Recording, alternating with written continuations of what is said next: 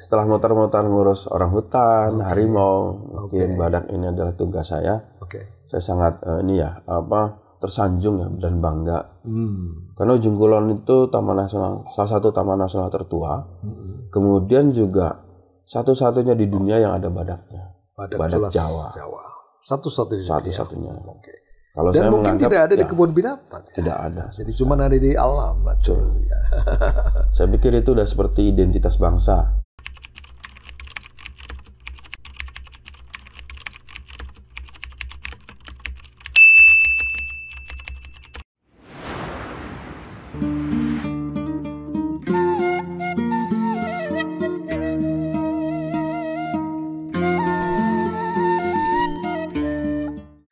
Bismillahirrahmanirrahim.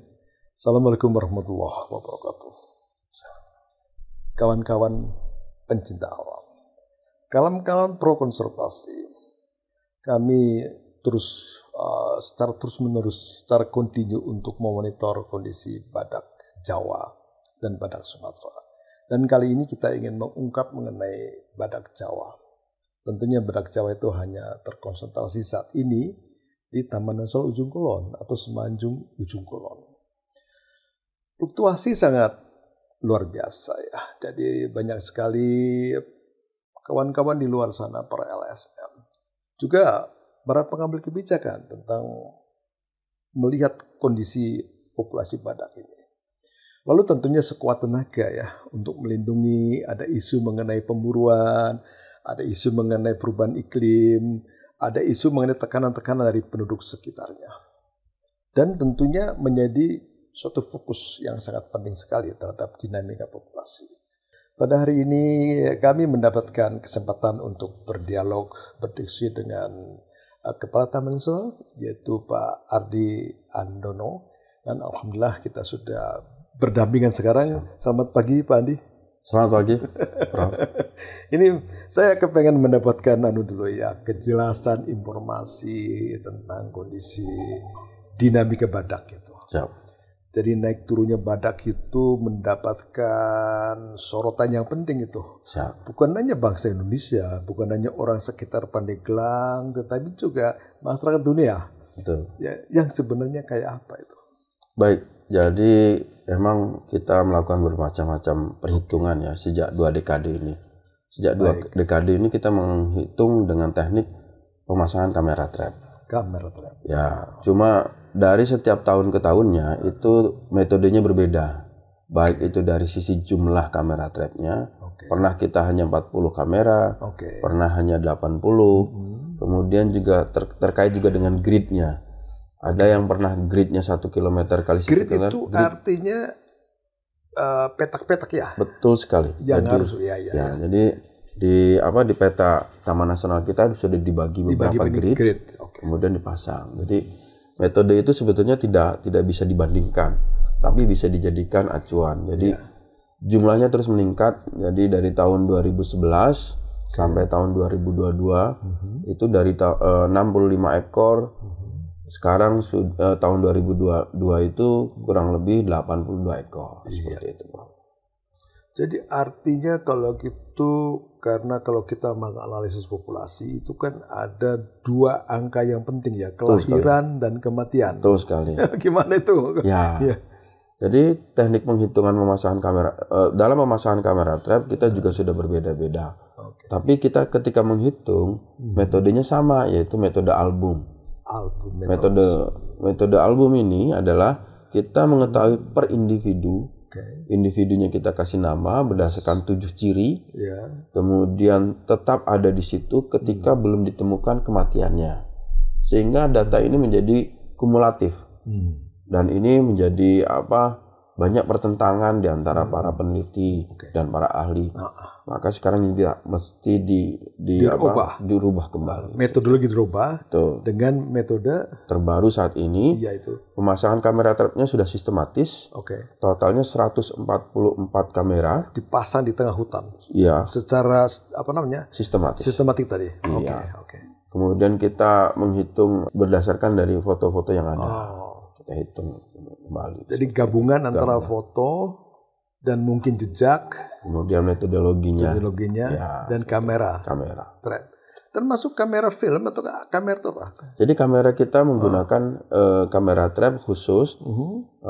Ini berbeda dengan spesifik yang lainnya karena untuk badak itu dia sensitif terhadap cahaya, sensitif juga dengan suara. Jadi kamera trapnya itu tidak boleh ada bunyi klik. Seperti itu. Jadi dan kita menggunakan dua, ada menggunakan foto, ada menggunakan video. Videonya ini kurang lebih 3 detik. 3 detik. Jadi kita bisa memprofiling badak Jawa dari 7 aspek tadi, 7 faktor. Ini kawan-kawan kerja keras dari para petugas lapangan kawasan Taman Nasional Ujung Kulon. Dan tentunya akan sangat tergantung kepada leadership kesemuanya itu ya. Apakah kepala Taman Nasional, apakah anggotanya. Dan kami yakin bahwasanya sejak zaman dulu semua berpartisipasi terhadap penyelamatan badak, termasuk tentunya dedikasi kepala-kepala Taman Nasional. Sehingga saat ini muncullah seorang sosok seorang namanya Ardi Andono. Mas Ardi. Siap. Kenapa terdampar di urusan badak ya? Ya, setelah muter-muter ngurus orang hutan, harimau, mungkin badak ini adalah tugas saya. Saya sangat tersanjung ya dan bangga. Karena Ujung Kulon itu salah satu taman nasional tertua. Kemudian juga satu-satunya di dunia yang ada badaknya. Badak Jawa. Satu-satunya. Kalau dan saya mungkin tidak ada di kebun binatang. Tidak ada. Jadi cuma ada di alam. Saya pikir itu udah seperti identitas bangsa. Seperti bendera. Bendera merah putih itu cuma ada di kita. Indonesia. Maka badak ini udah seperti identitas bangsa. Seperti itu. Sehingga Mas Ardi Andono full dedikasi. Betul sekali. Untuk badak. Betul. Dan tadi mohon diulang, badak itu sekarang berapa totalnya? Jadi kalau dari perhitungan tahun ke tahun, kemudian terakhir tahun 2022, itu 82. 82 tadi ya. Nah sekarang kita tahun 2024, kita menggunakan metode terbaru. Metode terbaru itu kita memasang 140 kamera. Nah jadi kita menggunakan sistemnya itu secara sistematis. Kita membagi menjadi 35 klaster. Jadi hampir semua terobok-obok itu. Jadi kita anggap semua tempat, semua wilayah itu memiliki potensi yang sama. Karena pemikiran kami pada saat ini adalah ketika terjadi perburuan, badak ini tentu melakukan upaya untuk tetap survive. Maka dia beradaptasi, maka dia akan menyebar. Pensebaran ini sudah kita lihat menggunakan sistem jejak. Ketika kita berpatroli, kita melihat bahwa badak Jawa itu justru dari yang biasanya ngumpul di selatan berubah ke utara. Maka saya menganggap bahwa semua wilayah memiliki potensi yang sama, kemungkinan yang sama. Maka kita memasang sistematis. Tersebar secara merata. Ya. Artinya sampai kepada tepi-tepi pantai. Betul. Ya betul kan, seperti itu. Pak Ardi. Siap. Kelihatannya kan basis untuk konservasi kan jumlah ya. Betul sekali. Dan jumlah ini banyak pengaruhnya. Betul. Angka kelahiran, angka kematian, dan juga faktor lain ya. Iklim, pemburuan dan sebagainya. Bagaimana kondisi badak Jawa di Ujung Kulon? Baik. Jadi kita sudah melakukan analisis PVA. Analisis PVA ini tanpa memasukkan perburuan saja, hanya memasukkan kelahiran. Kita itu selama 2 dekade ternyata per tahun itu hanya 3. Hanya 3 kelahiran. 3 kelahiran. Ini cukup genting. Karena kalau kita hitung berdasarkan PVA, dalam tempo 45 tahun secara sistematis kita akan punah. Secara alam sudah punah. Ya, jadi nggak perlu, kita kalau cuma dijaga saja, punah dengan sendirinya. Selain faktor genetis, karena kita hanya cuma 2 DNA, haplotype 1, haplotype 2. Jadi kondisi seperti itulah yang terjadi. Maka perlindungan itu hanya sebagai tameng saja. Jadi, tapi kita juga harus ada intervensi untuk kelahiran ini. Nah, berdasarkan data yang ada dari tahun 2018 sampai 2024 itu 24 ekor anakan lahir seperti Anak lahir 24 ekor. Ya. Oke. Sepintas seperti menggembirakan. Benar. Tetapi kalau kita bagi itu cuma 3 ekor per tahun. Kurang lebih seperti itu. Karena 2024 kemarin kita 5 ekor ditemukan. Kemudian tahun 2022 juga ada 5 ekor. Anakan seperti itu. Iya, Pak Ardi, kalau targetnya sebenarnya dengan luasan Ujung Kulon sekian puluh ribu hektar dengan kondisi pesisir perkampungan, sebenarnya berapa ekor ya untuk Taman Nasional Ujung Kulon? Jadi berdasarkan perhitungan dari Pak Widodo Ramono, itu sebetulnya tidak lebih dari 75 daya tampung, daya dukungnya. Karena luas semenanjung itu hanya 35.000 hektar. Dari 35.000 hektar itu hanya 35% yang bagus habitatnya untuk badak. Karena di situ ada langkap, ada gunung payung dan sebagainya, yang menyebabkan badak tidak bisa bertempat di situ.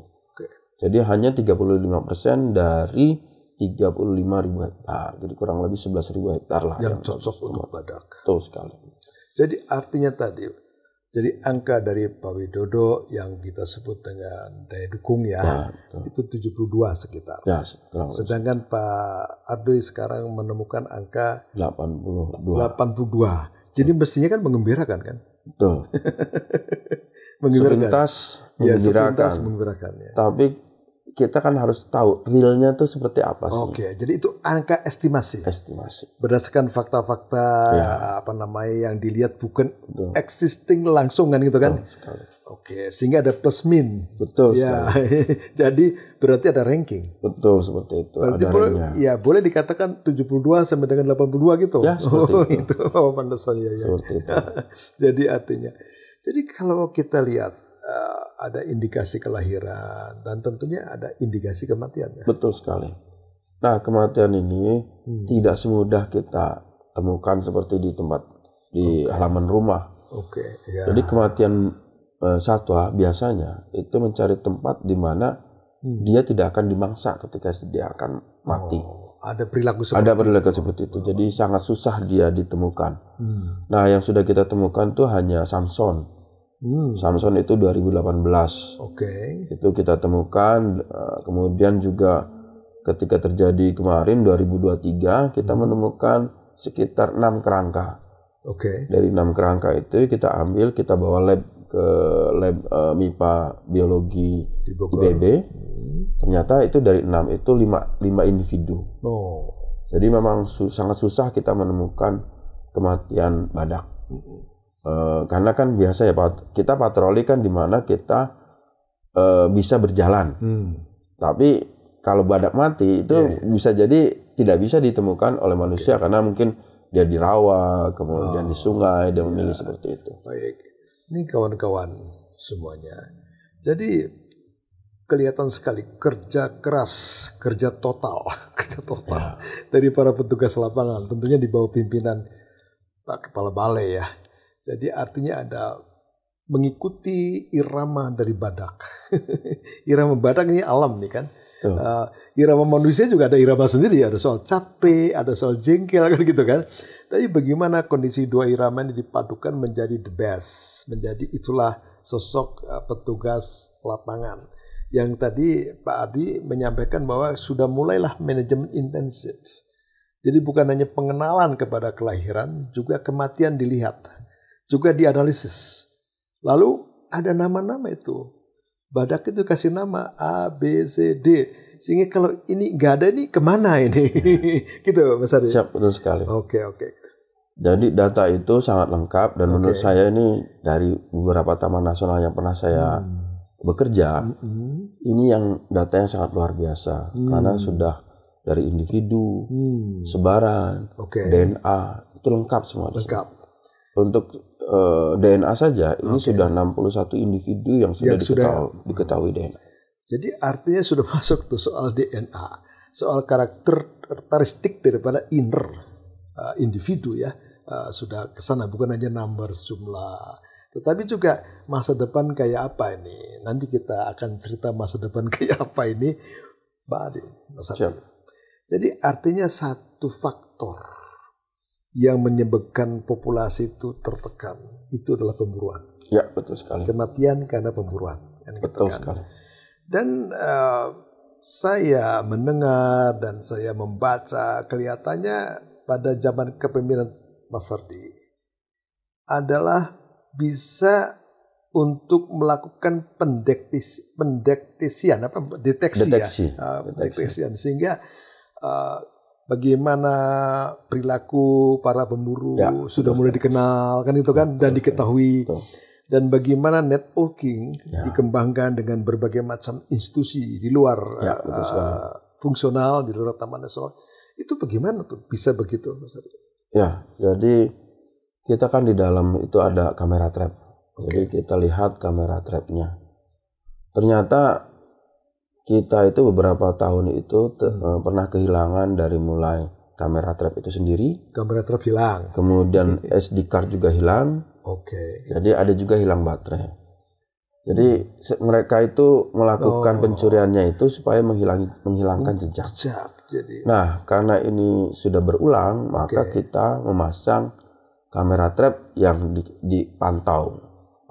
Jadi terdeteksilah orang-orang ini. Real kamera kamera. Real time. Jadi ketahuan sekali orang ini mengambil kamera trap, kemudian membawanya. Kelihatan itu. Kelihatan sekali. Dari situlah kita mulai terdeteksi.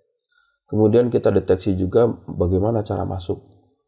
Ternyata kalau dari hasil kita penyelidikan, data dan sebagainya, mereka memasukkan senjata itu di dalam kawasan. Kemudian disembunyikan pada tempat tertentu yang tidak mungkin diketahui oleh petugas. Salah satunya dimasukkan di dalam bekas pohon mati. Jadi kan ada lubangnya pohon mati. Iya. Taruh di situ senjata. Senjata itu. Jadi para pemburu ini masuk ke dalam itu tidak membawa apa-apa. Dia berkamuflase sebagai pejarah. Maka saya tutup jalur pejarah melalui desa Rancapinang. Jadi tidak boleh lagi orang masuk menggunakan jalur untuk pejarah jalan kaki selama 3 hari, tidak boleh. Kemudian ada yang berburu pura-pura jadi pemburu burung. Kemudian yang ketiga, dia juga kadang suka berpura-pura jadi pengambil madu. Kadang juga berpura-pura jadi nelayan. Dia ngikut nelayan, habis itu turun masuk ke dalam.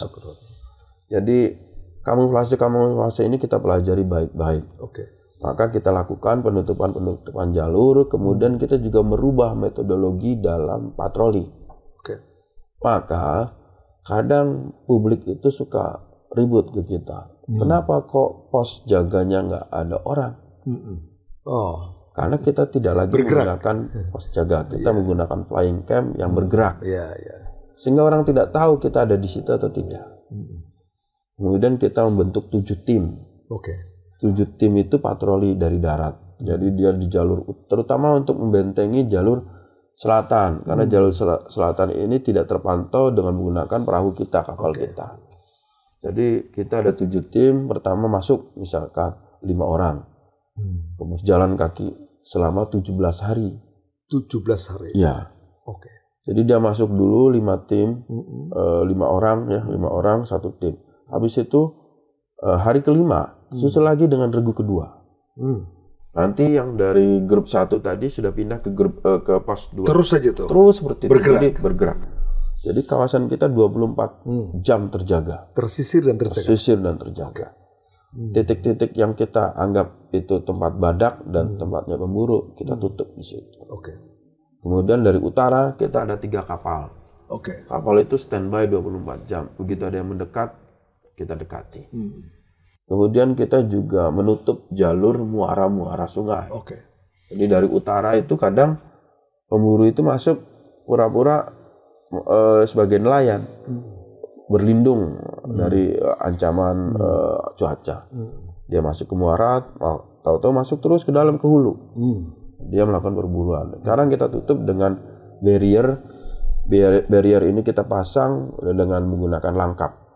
Jadi kita tancap, kemudian kita silang-silang. Jadi dengan seperti itu air tetap bisa berjalan satu alat buaya dan sebagainya bisa masuk keluar masuk karena itunya longganya besar. Yang penting perahu tidak bisa masuk. Jadi kalau perahu mau masuk dia harus diangkat. Nah, jadi kita menghalangi seperti itu. Kemudian kita memasang reel kamera sekitar 15 di pintu-pintu tertentu yang kita anggap rawan. Jadi kita sudah menggunakan segala macam cara. Termasuk kita menggunakan drone thermal. Jadi drone thermal itu kita gunakan, ya kan biasanya kalau orang masuk itu kalau malam pasti dia bikin api unggun. Kemudian juga masak. Nah, drone thermal ini terbang. Bisa terdeteksi. Salah satunya keberhasilan penggunaan drone thermal itu ketika kita penyergapan pemburu burung yang sekarang dalam proses sidang. Jadi ketika kita mendengar suara tembakan, kita kepung, kemudian drone thermal itu terbang di atas, kita ketahui bahwa orang itu ada di situ, baru kita sergap. Jadi kita sudah menganalisa pola perilaku pemburu, cara dia bergerak, peralatannya seperti apa, kita beradaptasi untuk itu. Karena kalau kita tidak beradaptasi dengan pola-pola seperti biasa, mereka sudah tahu itu. Kalau dulu, kita patroli itu setiap 15 hari. Jadi bergantian. Di situ ada pos, orang jaga di pos. Nah, ketika bergantian seperti itu kan kosong. Dan biasanya juga kan kalau petugas, kalau ada pos, dia nggak pernah jauh dari pos itu. Karena dia akan terpaku dengan logistik yang tidak. Pos itu dibongkar. Pos itu dibongkar sudah. Ya, sekarang nggak dibongkar, tapi tetap kosong, nggak apa-apa. Dikosongkan. Jadi kita perlukan apabila misalkan kita capek istirahat di situ. Atau kita menggunakan metode khusus untuk kita misalkan monitoring badak Jawa pengen istirahat di situ bisa digunakan. Jadi pos-pos itu tetap ada, tapi dibiarkan kosong karena kita menggunakan flying camp seperti itu. Ya, Mas Ardi, jadi berarti saya melihat unsur manusia. Siap. Ada dua kelompok nih. Ada katakanlah petugas lapangan di bawah Kepala Taman Nasional tentunya. Namanya RPU ya? Bukan. Jadi RPU itu suatu regu yang dimiliki oleh YABI. Oleh institusi YABI. RPU punya. Yang dibiayai oleh YABI. Nah, ada juga petugas kita. Nah, semenjak saya masuk, maka semuanya saya hilangkan. Jadilah yang namanya TNUK. Jadi hanya kita. Jadi semuanya di bawah satu kendali, satu payung. Jadi RPU masuk itu sudah dikendalikan kita semua. Namanya apa tuh? Jadi kita ada patroli terestris, ada patroli laut, marine. Jadi artinya patroli itu kan dilakukan oleh manusia. Betul sekali. Tentunya ini ada unsur ya, yang namanya manusia ada dinamika, kejengkelan, emosional. Sedangkan tugas tadi itu kan sekian hari di lapangan dan harus berturut-turut nyambung, kan gitu kan? Kita unsur kelelahan, kecapean, gimana memanage itu ya? Jadi kita bergantian pasangan-pasangan di dalam patroli itu. Kemudian ketika pulang kita ajak komunikasi satu persatu. Ada masalah apa, kemudian supaya dia tidak beban pikirannya tidak habis sendiri. Jadi ngobrol, komunikasi sebelum berangkat kita diskusi, cocok nggak dengan ini, grup ini cocok nggak dengan ini. Jadi terus di maintenance. Kalau kita monoton itu terus tentu menjadi ada yang superior, ada yang malahan jadi malas. Nah, ini yang seperti itu yang harus kita rubah. Jadi pola-pola pergantian pasangan di dalam patroli itu juga penting. Itu menjadi sangat penting ya. Pemerataan beban. Betul sekali. Jangan dipikul oleh seseorang. Sekarang kita juga metodenya kita rubah. Kemarin kita sekitar 17 hari maksimum. Nah, kita sudah melihat kayaknya kalau 17 hari itu terlalu berat bagi mereka. Maka kita rubah menjadi 10 hari. Artinya 10 hari itu meninggalkan istri dan anak. Betul sekali. Di lapangan. Jadi 10 hari itu batas maksimum daya tahan manusia di dalam hutan. Walaupun logistik itu lengkap, tapi ya susah. Ada unsur lain. Nah, maka 10 hari aja. Jadi Total sih 12 hari ya, Oke. persiapan dan sebagainya. Jadi masuk di dalamnya 10 hari. 10 hari ini metode ini kita terapkan 2025 ini. Oke. Tapi dengan syarat dan ketentuan tetap jalur selatan yang kita tutup. Oke, seperti itu. Ya, ini Pak Ardi, kita masih masuk ke unsur manusia. Ada soal kelelahan, kejenuhan, Betul sekali. emosi kan gitu kan. Tetapi juga mereka juga menghendaki agar supaya ada kebutuhan-kebutuhan.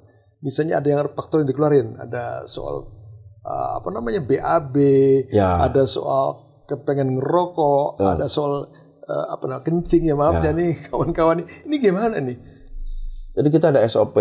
Oke. SOP ini diterapkan baik-baik di lapangan karena badak itu sensitif dengan bau, kemudian dengan suara, kemudian parfum dan kayak gitu dia akan terganggu. Jadi kita ada SOP-nya, tidak boleh menggunakan parfum dan sebagainya. Tidak menggunakan sabun dan sebagainya. Nah, BAB itu juga harus di sungai yang besar, jangan di sungai yang kecil. Oke. Kemudian kalau mau ngerokok itu harus di tempat yang terbuka sekali dan dimungkinkan tidak ada badaknya. Oke. Jadi ya diusahakan tidak merokok, tapi ya mereka kan mereka merokok, ada kebutuhan pokok. Jadi ya kita tetap memperbolehkannya, tapi dengan syarat dan ketentuan di ruangannya yang yang terbuka sekali, misalkan di pantai, nah, seperti itu kan baunya hilang. Dan kena angin.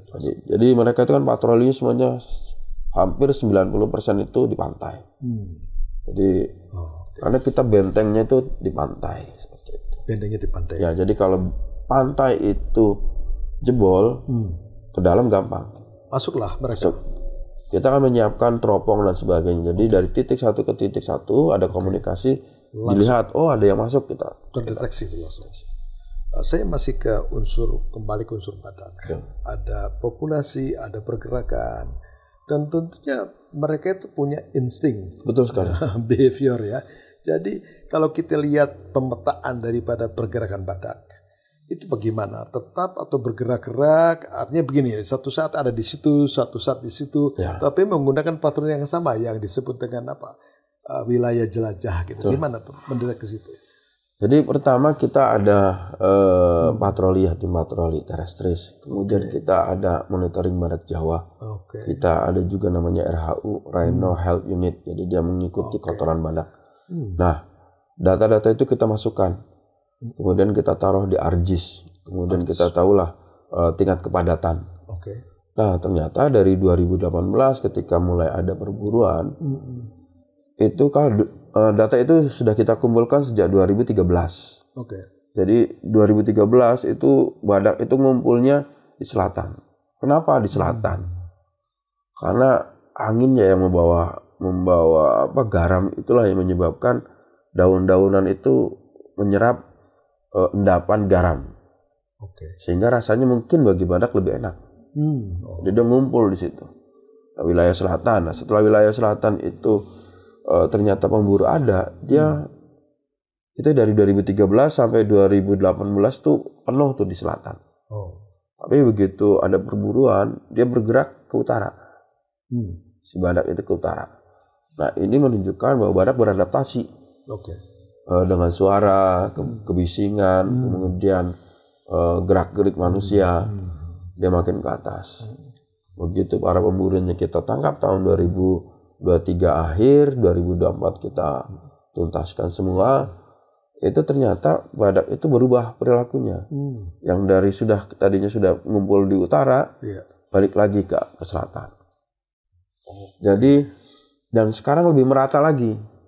Jadi yang dulu tidak, yang dulu relatif aman ya. Relatif aman. Termasuk dia sudah mendekati wilayah kayak ke Ranca Pinang, sudah mendekati.